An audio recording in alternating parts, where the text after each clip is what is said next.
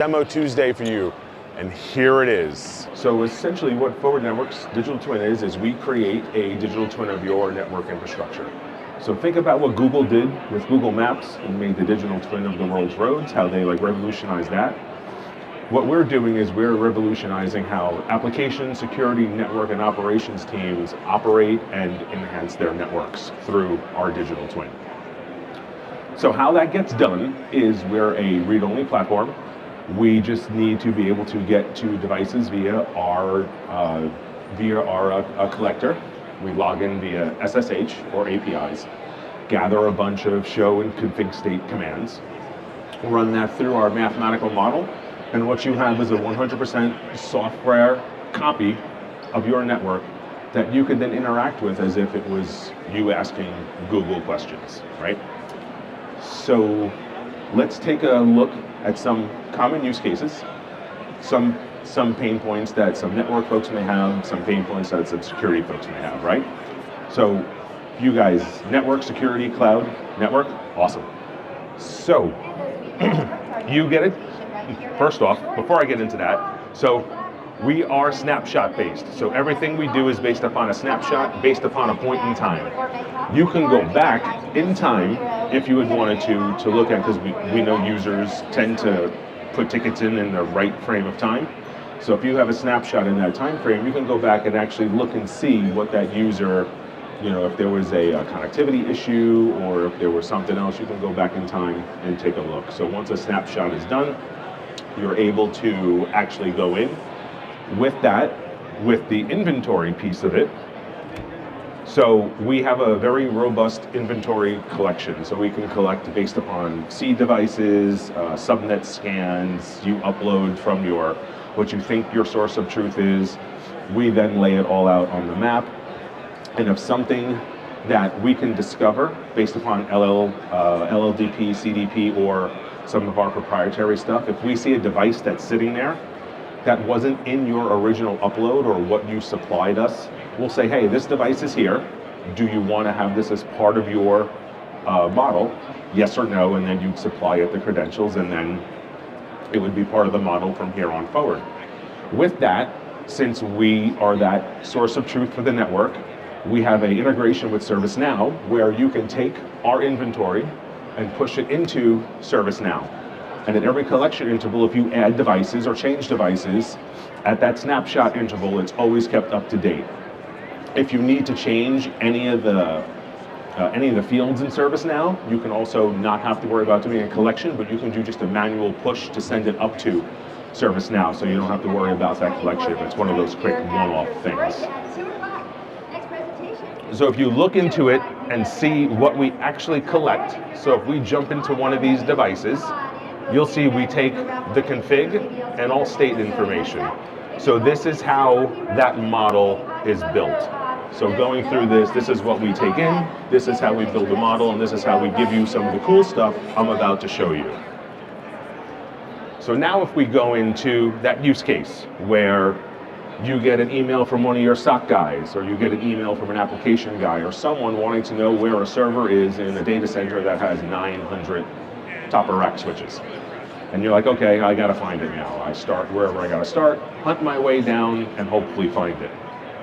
Because you can use our search bar like Google, all you have to do is come in, type the device name, and it instantly will show you where that device lives off the switch, and over here it'll show you the device, the subnet, the VLAN, MAC address, vendor of that MAC address, where the default gateway is, and if it's a part of any security zones, we'll lay out the security zone that it's a part of. With that, if it's multiple security zones, you'd see a list of more zones going down the list. This guy just so happens to be a part of one security zone. Now, when you start going more deeper into it, now you're getting a help desk ticket or a trouble call saying that there's an issue between an on-prem host in the data center to a workload somewhere in the cloud. P1 ticket, everyone gets on the phone. You have your cloud guy, you have your network guy, you have your firewall guy if it's a separate team, you have your infrastructure guy, and the first thing they start doing is they start blaming each other. It's not me, it's you. It's always the network. Figure it out, network guy. It's not my job. The cloud guy goes, cloud's always right. I deploy via Terraform. Terraform's my source of truth. That's always right. The infrastructure guy, all he really cares about is if you're passing VLANs up to his trunk into his server. He's like, yep, I see my VLANs. I don't know what the problem is, so it has to be the network, right? So you argue for hours until someone finally goes, we need to figure this out. We can figure it out in less than 20 seconds. So we're going to come in and we're going to do a path search. So we're going to go from the host in the data center to the host in the cloud. We're going to search over TCP, and since it's a database, we're going to look at port 3306. Before I click submit, if you were to use the search bar, you can search via app ID. So you can do both layer 4 port searches and layer 7 application searches.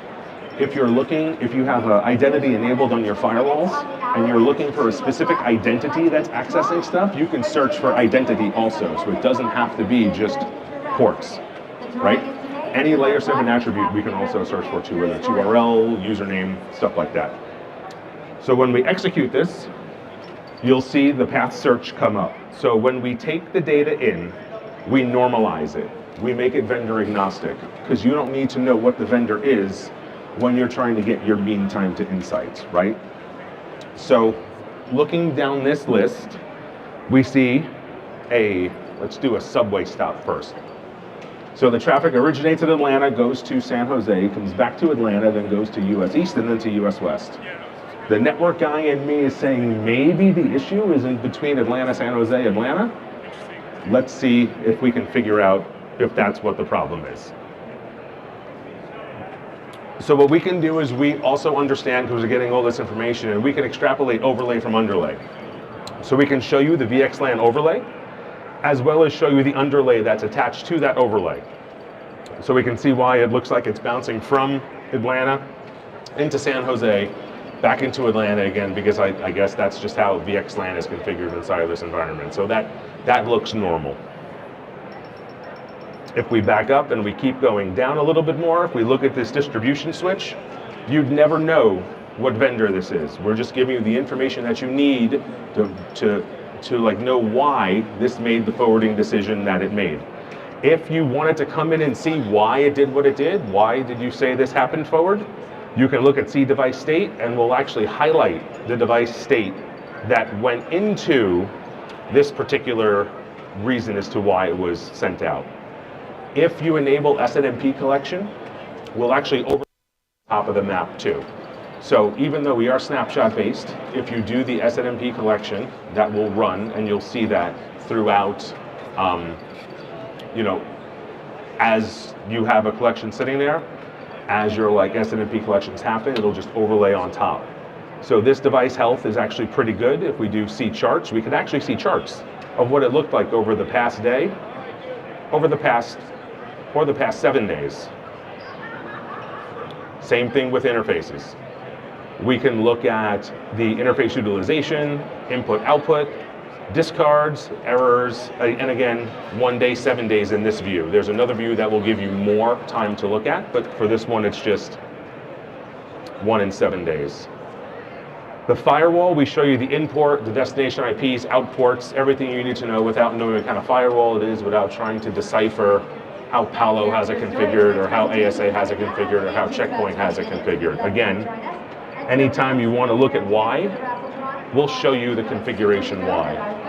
And the important thing to know is that we build this digital twin, never sending a packet through your network.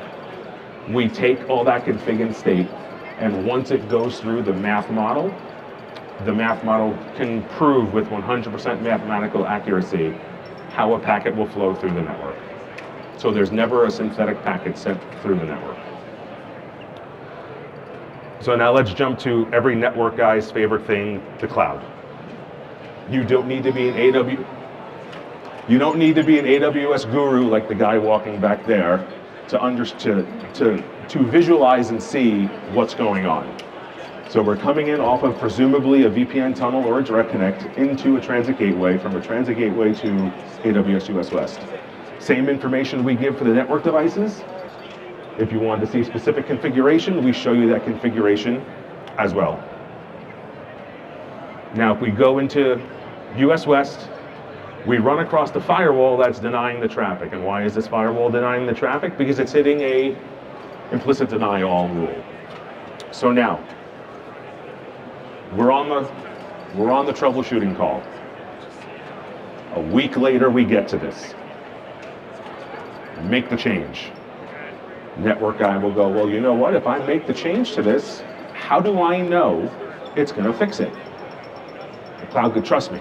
It'll fix it. It's always the firewall. Like, okay, but I make this change. It's not like a network, right? The cloud, even the cloud guys have issues figuring out if it's going past the firewall, if it's got end-to-end connectivity, right? So inside of the software model, inside of this digital twin, we have a concept called permit all. So in the model, we will ignore all firewalls, all security groups, and any type of access list that's configured. We'll essentially turn them into permit IP any-any's and just essentially move them out of the way. So when you look at that, and we go back down to that Palo Alto, or that firewall, you'll see there's a purple line through it, which is saying it's being denied because we're in a permit all mode. Now we can scroll to the bottom, and we can see the network guys are happy that if that firewall rule was changed, it gets delivered. But if we look at the line above that, there's a AWS security group that would have been blocking the traffic. Try convincing a cloud engineer that it's their AWS security group. So now you have 100% proof that it's them. How do you get it to them? Copy the URL out, put it in a message, put it in an email, put it in a ticket, whatever, or use this copy query button, do the same thing, and then when they click on the URL or paste the query back into the search bar, they'll see the same exact thing you saw. So it's no longer, hey, are you sure you were looking at the right router? Are you sure you were looking at the right AWS account? Are you sure you were looking at the right whatever? 100% everyone's on the same sheet of music. Now, moving into changes. So when we make changes to the network, we assume that damage to the network or any outage to the network should be minimal because we're doing our due diligence to figure out what's going on. But you can't account for what you don't know. You can only research so much before a change.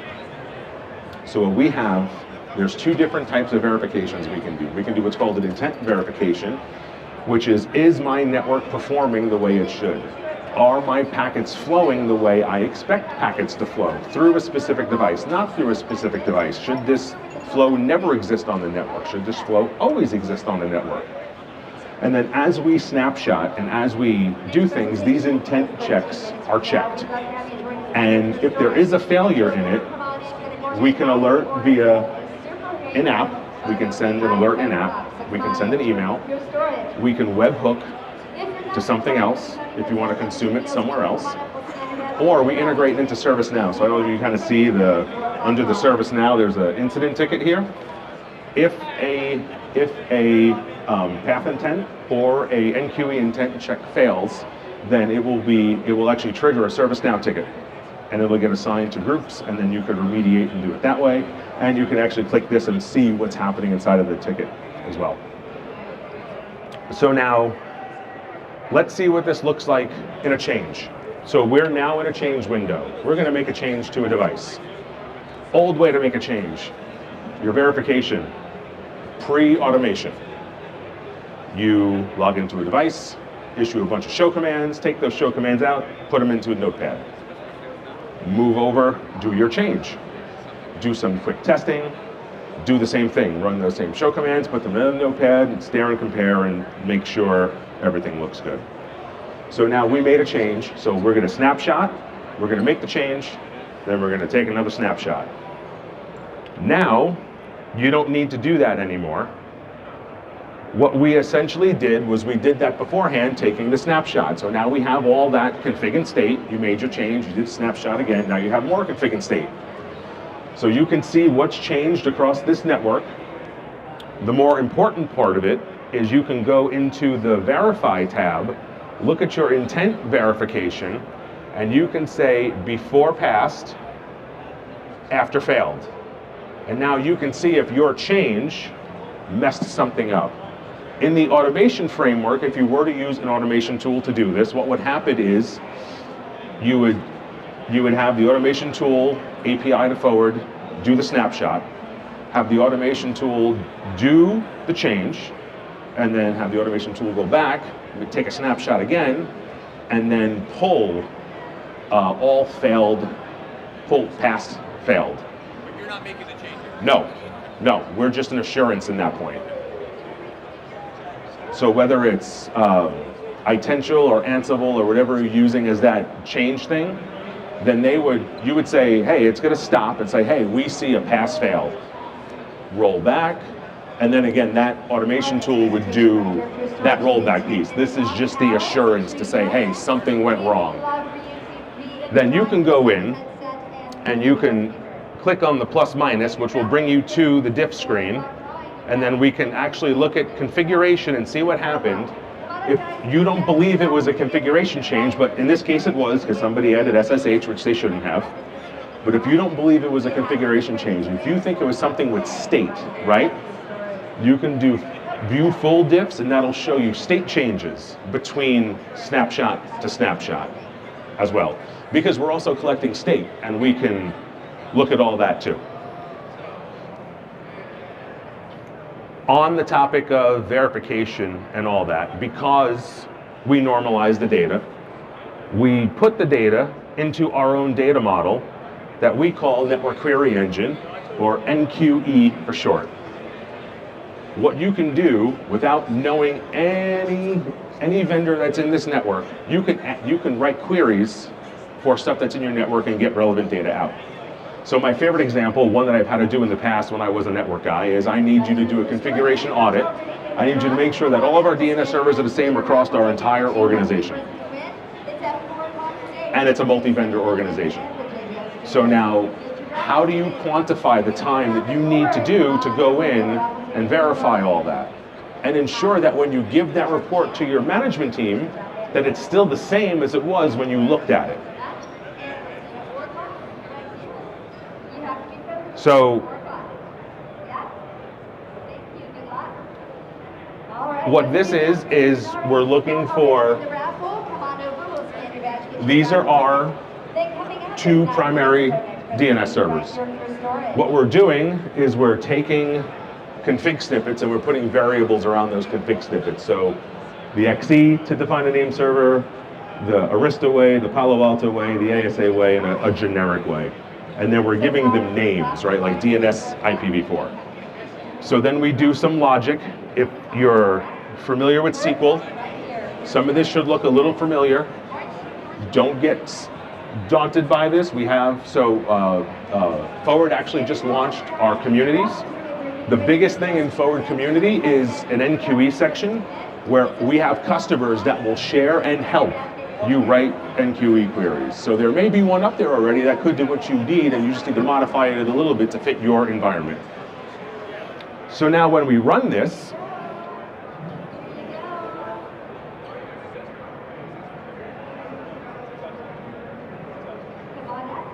we get a return of all the DNS servers inside of the environment. So we see we have a bunch that are where violation is false.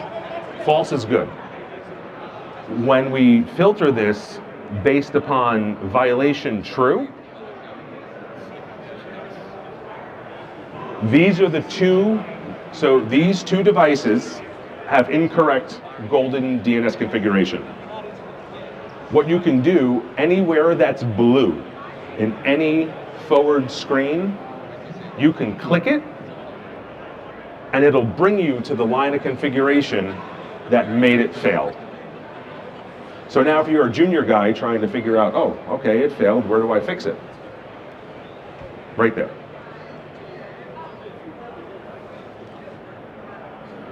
On to my next favorite topic when I was a network guy. Vulnerabilities. You're gonna like it, trust me. But wait, there's more. Any security guys here? Cover your ears for a second. You don't want to hear this. So you're a network guy, you're just, like living your best life, right? You got,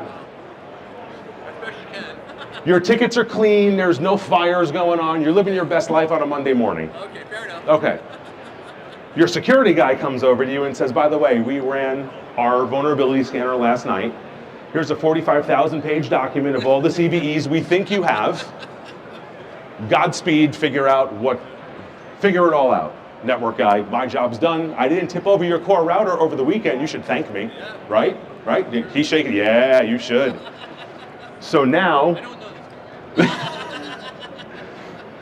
this. because we're getting all your config and state information, we download CVEs from NIST nightly. So we will compare your estate versus what we get from NIST, and we will tell you these 16 Juniper devices are 100% affected by that CVE. So now you know you need to fix them if you want to. The next thing, OS version match is cool, right? What's even cooler is configuration-based matches. So if the CVE is affected by a certain configuration stanza, we'll point that out because we have your config and your state. So we will show you everyone's favorite CVE. So we will show you that these two devices are affected by that CVE, and we'll show you the line of configuration that made that CVE fire. On top of that, we'll give you two other very important pieces of information that may not be known because, for whatever reason. Receives traffic from internet, carries traffic from internet. Is it a host directly connected to the internet? Or is it a host that just carries traffic from the internet? So now you can remediate quicker, better, knowing that it's true on the edge, or it's something that just carries traffic from the edge.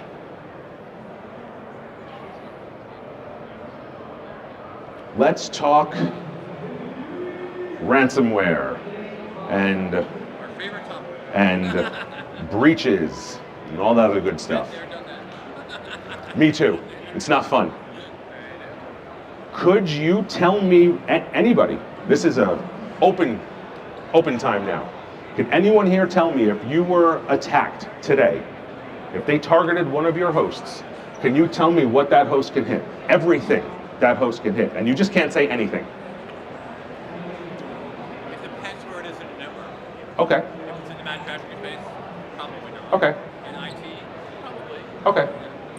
If it's, say, your crown jewel application, could you be able to tell me everything that specific application can touch? Okay. So now what you can do is on-prem in the cloud, doesn't make a difference here. You can put in an IP address, a domain name, whatever, and we will tell you, A, where it lives, the same way when we found that host in the data center before, but we'll also tell you everything that host could reach. So is it talking to those hosts or just can reach them? It's end to end, so it can reach them on these ports. Does it get this information from ACLs? From everything we suck in and how we build the twin, we know where every packet can flow inside of the network. So it can decipher all the conveys and tell us. Yes, yes, 100%, 100%. So this can be used both in a reactive way, like, oh my God, we're attacked, or attack simulation. What would happen if? Does my zero trust policy work?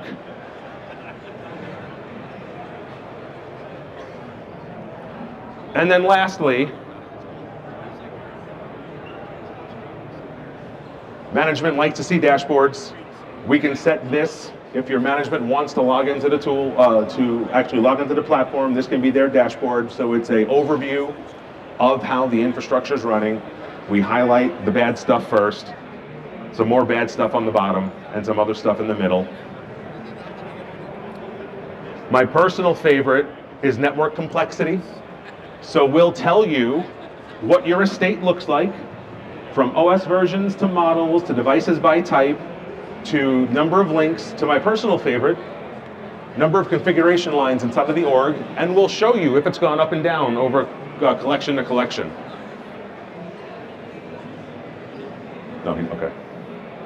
And then finally, how I touched on performance before when we were looking at that path search.